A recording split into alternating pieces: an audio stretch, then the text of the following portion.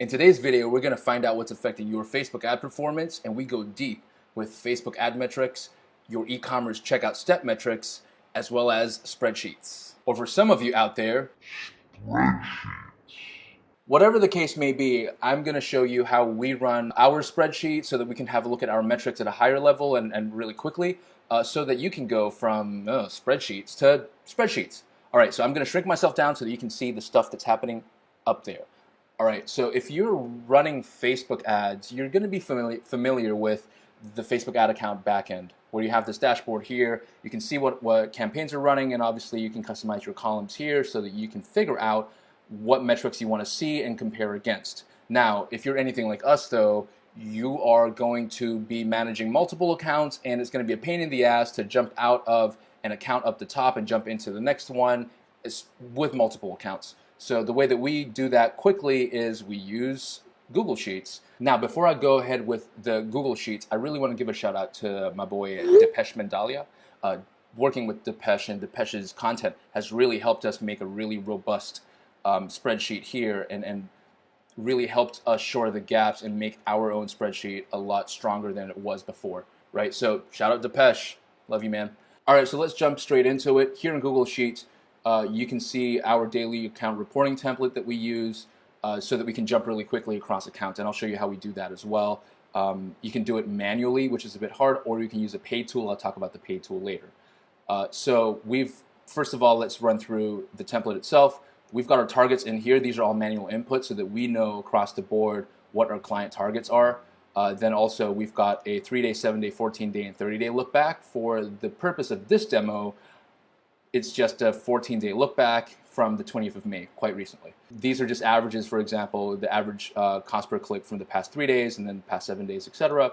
I'm gonna add a link to this template as well. No email opt-in, whatever. Just jump in there so you can get a copy for yourself. I want to keep this video as short as I can. I don't want to ramble on, and I don't want to keep this too long. So I'm just going to run through the main elements. And if you have any questions, maybe post a comment down below. All right, so we've front-loaded all of the core metrics, if you will. So obviously the spend, the revenue, the cost per acquisition, the return on ad spend, the average order value, which Facebook does not spit out as a metric. So that is effectively just a function in here.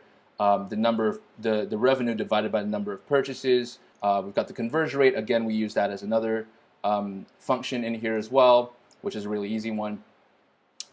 Just your purchases divided by your outbound clicks, which tells us what the CVR is, right? Then you've got your other metrics in here, like your cart conversion rate. Again, I'll be able to show you where we pull that from later. Add to cart percentage, and then we've got some soft metrics in here too. So you can see here the number of outbound clicks, the number of ads to cart, and then I just do some math to do a really quick, what's the percentage of click to add to cart conversion rate, and then another breakdown here of what's the percentage of people that added to cart to initiate checkout, and then another one here, which is your initiate checkout to purchase. So we can kind of look across the board here and go, okay, well, are these numbers healthy? Where are the numbers really peaked? And find some correlations and trends in here, and figure out where things are going kind of haywire, or where we need to start really paying attention. For example, like on Sunday, for example, numbers weren't looking too good, so we then had to go back in there and kind of figure out, okay, well, what went wrong? What can we make things better, etc. Right. So let's talk about bringing the numbers in. So I know a lot of you don't want to do it manually. This is where we are pulling all the data from the Facebook ad numbers. And essentially what that is if you want to do it manually, you can, without using a free tool. Just jump into your ad manager, go into the account overview, and scroll all the way down to the bottom, and you can have this breakdown in here. All you got to do is just go into your custom columns and figure out what are the metrics that you want to pull out. Make sure you've got the date range that you want as well, and all you got to do really is just export.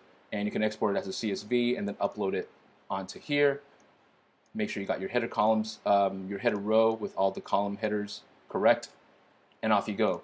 Put those numbers in here, and effectively I am drawing, like this one for example, I'm just doing an equation from here to there. Make sense? Great. Now, There is a campaign version as well that we have not, I haven't fleshed out fully just yet, but let's talk about this for a second. We are not, for us, because we want to move quickly, we are not manually pulling these in. We use a tool called Supermetrics, which plugs straight into your Google Sheets. Let me just show you it real quick. I can launch sidebar. And in here, you can select the account that you want to import as for the data. You can select the dates that you want. And then down the very bottom here, you can select all the different metrics that you want. I've put them in this order just for the sake of this demo. But effectively, you can shuffle these around however you want and then make them correlate to the core spreadsheet, the actual account spreadsheet, right? You can split by date. You can split by a few other things as well as the secondary kind of split rows. And once you're done with that, just hit Apply Changes or hit Get Data to Table, and it will start populating in here. Now, because it is Google Sheets, I found that you start going crazy with this. Like if you go past year or it brings in like 2,000 rows, it really chews up my computing power, my GPU. So it slows my laptop down like crazy. All right, so that's how we pull it all in here, and we can jump across accounts quite quickly and go in here and start looking at these numbers. I hope that makes sense. I'm trying to move as quickly as I can here. Again, if you have any questions, if I've missed anything out, leave a comment below. I can try to follow up. Now, the tool that I was talking about just before is Supermetrics. This is it here. I'll make sure I add a link in the comment section as well, just so that you can check it out. Caveat though, we are thinking about right now changing over from their Google Sheets plugin to the Google Data Studio plugin, which I will want to do a few tests around and then put it into another video just so that you guys can see what that looks like. We went through a demo with the team and it's looking very promising. So I'll make sure I do a follow-up video on that. Now, next part here, I promised you guys e-commerce conversion rate kind of metrics besides just these numbers in here. I really like Google Analytics.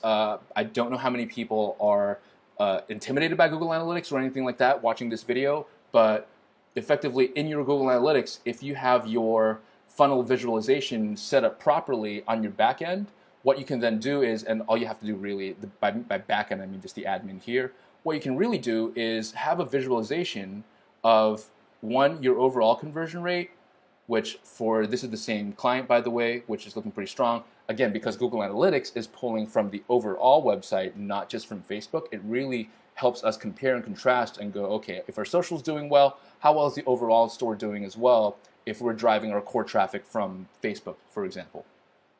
So these are core store metrics, website metrics, not just from Facebook. I need to say that.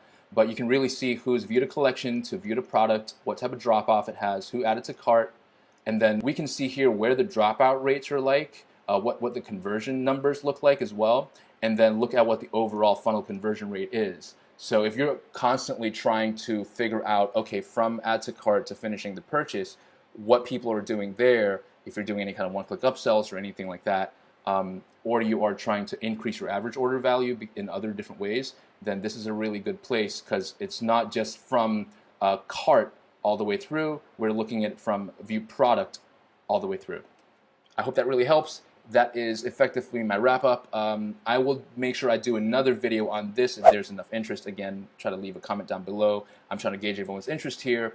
And that, all in all, my friends, is the video for today. I really hope it helped. Question for you guys. Who's using spreadsheets right now to look at their numbers for running their Facebook ads to measure their performance? If you are, tell me how you're doing. Leave a comment below. Thanks, everyone. This is D, out.